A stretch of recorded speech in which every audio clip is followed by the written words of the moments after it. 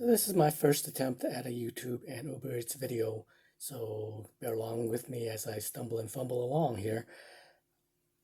My 13-year-old son was diagnosed autistic at 2.5, and last year I was diagnosed ADHD, so this is really hard for me. It's also the main reason I don't do multi-apping or ride-alongs, and I'll get to the other reason later. I'd like to thank Riding Along with Bree and your driver Mike for their great tips that they give drivers, and I really suggest everyone go take a look at them. If I had bothered to look up YouTube videos from other drivers instead of trusting Uber Eats videos, I would have saved myself a lot of mileage in the beginning. And when I'm speaking mileage, I mean kilometers. And I really suggest drivers get the Driver Note app, which will keep track of your mileage way better than Uber Eats ever will. And it'll be really important come tax time. So I'm from Edmonton, Alberta, Canada, and the other reason I don't do multi-apping is because the solo app is not available here. There are some other apps I took a look into before settling on Uber Eats. Let's go over them now. Walmart Spark. It's only available in certain parts of Ontario. And there's Amazon Flex.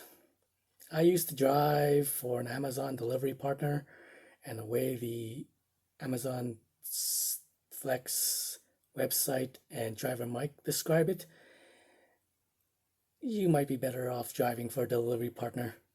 That's all I'm going to go into right now. If anybody's interested in knowing how things went for me and how I ended up quitting, comment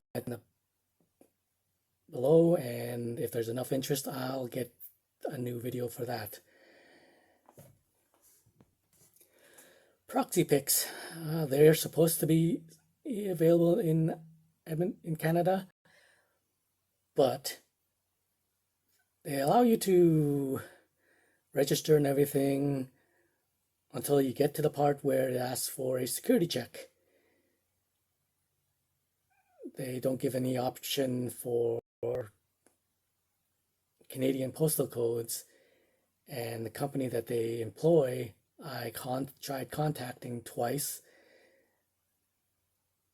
It took them a week and a half to get back to me, and apparently the technician that called was a new technician, and she had to check with the colleagues and she'd get back to me in 3 hours, which they never did. So yeah, don't bother with them.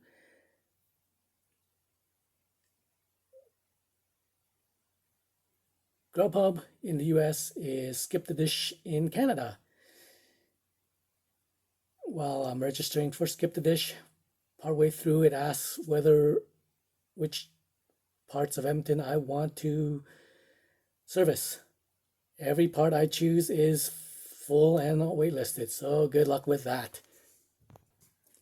Instacart, they'll let you register all the way through, and then they say you're on a wait list.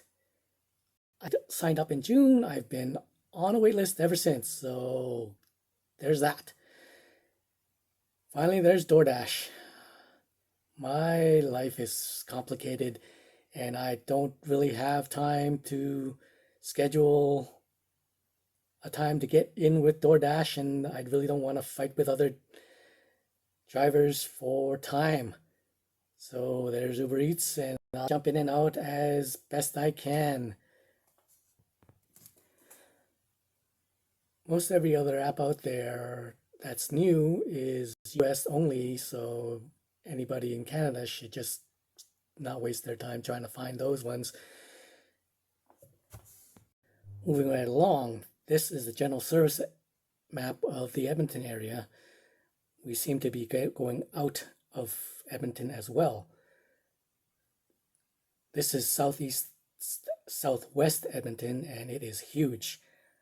I've sent a note off to Uber Eats suggesting it be chopped in two or maybe four, because it is such a large area to cover and you never know what is actually busy in this area. Moving down, a little spot below the southeast southwest is Ellerslie. It's such a small area, you don't even notice when you go in there. Below that is the Beaumont-Nisku-Leduc corridor, which has no real service area, but it's 15, 20, and 25-minute drives outside the city.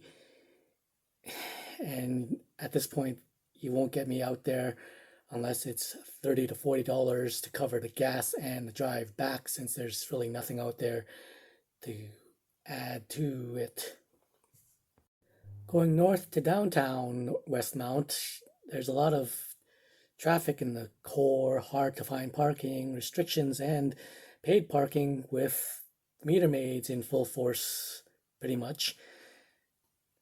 Outside the business core, it's not so bad, and there's plenty of power strip mall areas and strip malls, so you can get a lot of good orders from that. Heading to the north, and we have North Baldwin, and as you can see, it's really not that busy on pretty much any day except for maybe Sundays. The most I've ever gotten out of that is 2 or 3 decent orders, and then you just try to get out of there as quick as you can. Going to the west side, you have West Edmonton, Terrarosa, and it is quite busy there most of the time, so you can get a lot of good stuff there, although sometimes it's not that great, but better than north side. And finally, we have the St. Albert Sherwood Park area. It pretty much takes up the periphery of Edmonton in the newer areas and industrial area, and it's not that great. St. Albert in the northwest, you're doing Warrenville for some reason as well, and that's a 20-minute drive out. In the west side, you're following Spruce Grove, that's another 20-minute drive. In the northeast, you're going to Fort Saskatchewan, another 20-minute drive. So fun that, and they'll never get me out to any of those areas. The opportunities section, that really sucks. It's $10 to $15 at most, and you're driving 30 kilometers, sometimes even more. And you got to tack on an extra 15 minutes because that's at least how long it takes for Walmart to get to your car. So no more opportunities for me. And now shop and pay.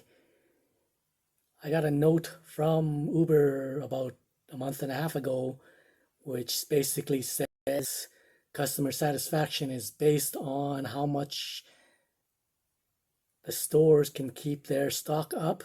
So if they're missing stock and the customer's pissed, they pretty much dump on us. So I turned off shop and pay, and I don't plan on going back anytime soon. Oh, and I had said this to Uber Eats, and they said, "Oh, we're so sorry you feel that way. Here's $25.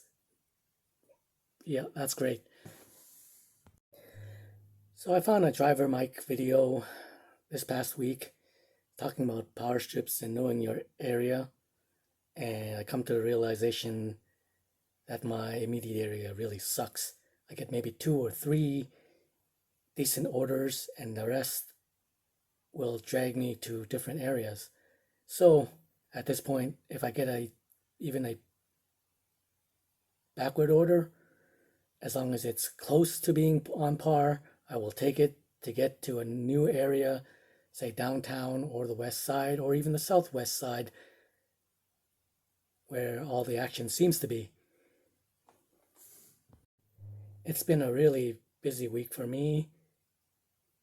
I wasn't able to get out of the house very often with the kids being home, and I'd have to wait for my wife to come home at night to get out. So Wednesday night, I'm waiting at home for an order, and I get a Mary Brown order for $3.33 for 9 kilometers after 20 minutes of waiting. So after that, I decide to head out to the local mall to try my luck there. I got $1.07 for 10.5 kilometers while I'm waiting. And then I get a double pickup and drop off for Food Delicious, which I missed the screenshot for, but I got the screenshot for the end, and it's pretty good. So I take it, and off I go.